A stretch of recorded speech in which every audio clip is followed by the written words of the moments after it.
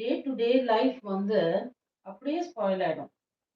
But இப்ப நான் சொல்ற ஒரு விஷயம் கேட்டீங்கன்னா, தண்ணி இல்லாம குடிக்கிறதுக்கு மட்டுமே தண்ணிய யூஸ் பண்ணிட்டு, மற்ற விஷயங்களுக்கு வந்து இப்ப சாமான் கழுவுறதுக்கு தண்ணி வேணும். துணி துவைக்க தண்ணி வேணும். ஸோ இந்த மாதிரி எல்லா விஷயம் வந்து துணி வந்து எப்படி துவைப்பாங்க அப்படின்றது எனக்கு தெரியலங்க.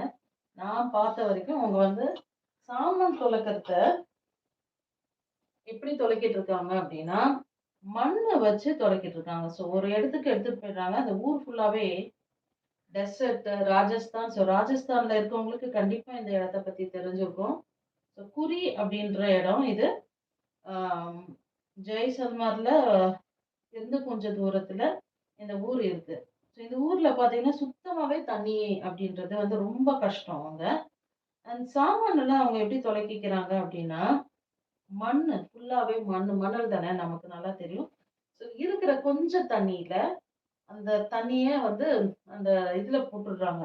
மண்ணுல போட்டுட்டு, அந்த மண்ண வந்து அந்த வெட்டு மண் இல்லாம சாரி ட்ரை மண் இல்லாம, வெட் மண்ண எடுத்து, அ கொஞ்சம் ஈரமான மண்ண எடுத்துட்டு என்ன செய்றாங்க அப்டின்னா, அத மண்ண அப்படியே வச்சு சாமான அப்படியே வச்சு தொலக்குறாங்க. ஸோ இதுதான்